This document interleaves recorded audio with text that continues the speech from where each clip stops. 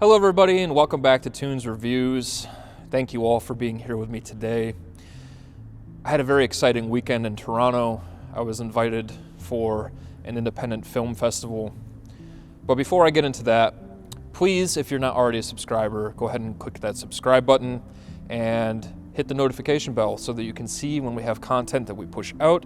We are pushing out multiple videos a week for you all, and I hope that you've all been enjoying the content. Let's get into it. So for all of you that don't know, I am an independent filmmaker. I have been making movies for the last 7 years, and in the last 4 years or so, I've really started to make a name for myself in the independent film world. I have gained a lot of recognition for my first feature film, The Purple Dragon, which is about two heroin addict lovers' story unraveling as they tumble down the rabbit hole, while simultaneously showing the other side of that world with two drug-dealing brothers that are just trying to get by and pay for their youngest brother's cancer bills by selling these drugs. So it shows the juxtaposition of what that world could look like for either side, and it's made a pretty good name for itself in the independent film circuits.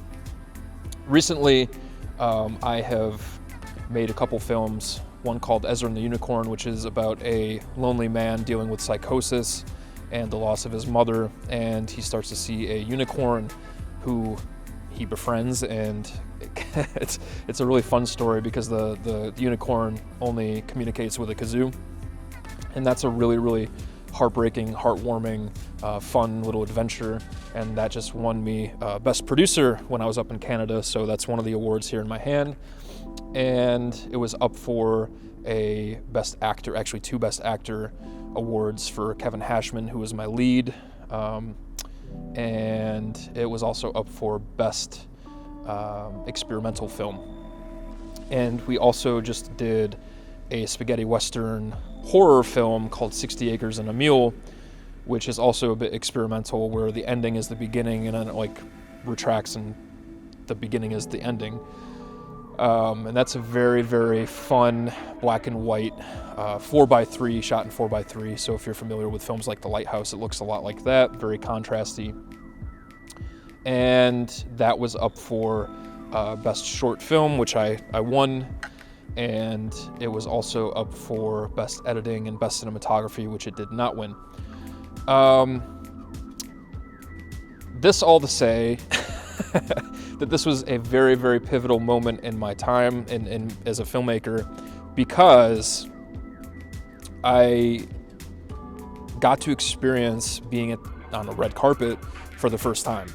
I've been to a few film festivals that were a little bit smaller in scale, but TIMF was pretty big in comparison, and it was pretty big to do. I had to give speeches, and I was interviewed on the red carpet and all that kind of stuff, so my dream was kind of coming to fruition before my eyes, and it was a little surreal to experience.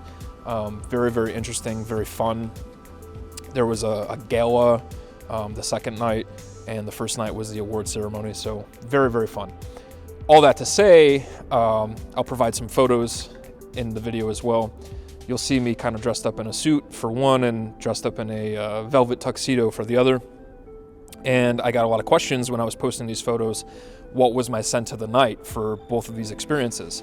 And I thought that they had to be very important scents to me, because this was such a huge moment in my filmmaking career and in my life. This is what I've worked so hard for. And I had to choose fragrances that were what I thought would be fragrances that I would build other memories with. And so yeah, let's kick into it. What are the fragrances that I wore on these 2 big important nights for me? So for the night of the ceremony, which was the actual night where we got presented with our awards, I did the whole red carpet experience where I was interviewed about my films that were up for awards.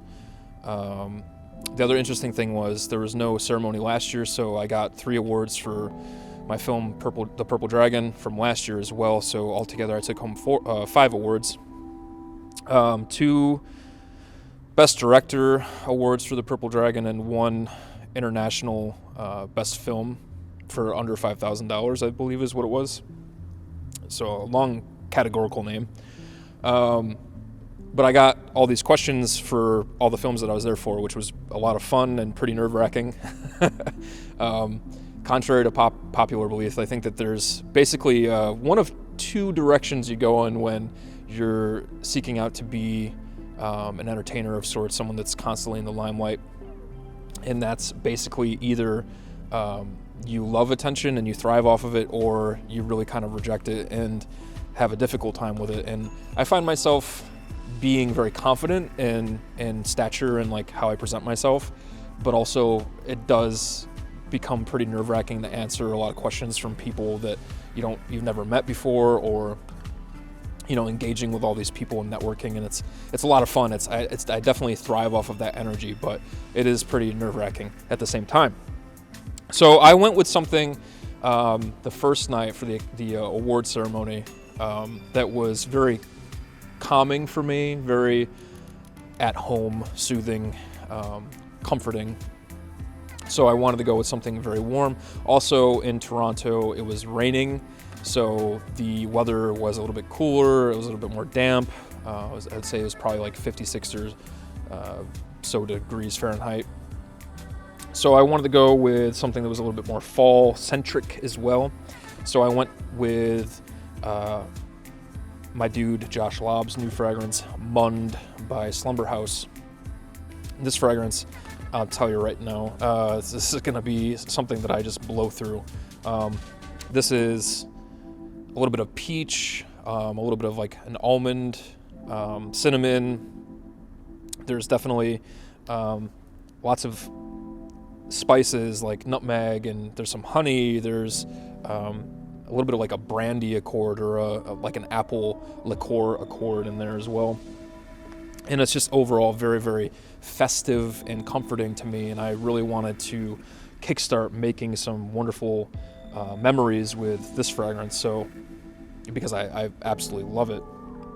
And so I wore this, and my fiance Catherine loved this fragrance on me as well for the night, and I actually did get one unsolicited compliment from one of the people that was waiting in line to get interviewed as well, so that's pretty cool. This is a very, very unique but also wearable fragrance from Slumber House, probably the most wearable from Slumber House, if not in the top 2 or 3 anyways, and I think that this is going to get a lot of popularity. But very good, very, very soothing, comforting, warming, lovely fragrance, and I really suggest that you all check this out.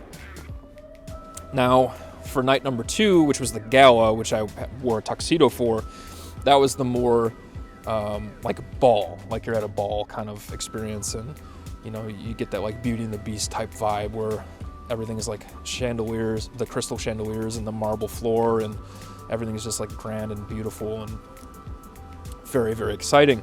And everyone just is showing up in their their Ferraris and Lamborghinis and whatnot, and you have to look the part. So for that, I also wanted to smell the part, and I wanted to be very gentlemanly and classic, so I went with Nichané's B612, which I think is a modern classic fougere. And this is just so gorgeous. It's like such a beautiful, smooth lavender with some other floral elements and some spices and some vanilla. And it's basically, to me, to put it in layman's terms, I guess, or like the simplest format possible, if you've smelled Invasion Barbare by MDCI and Brut, it's like you took the two and smashed them together. There's definitely kind of a mineral quality in this as well, or almost metallic quality in it as it dries down a little bit, which kind of gives it a little bit more of a punch, which I find very interesting, and it also lends itself to being a little bit more unique and contemporary.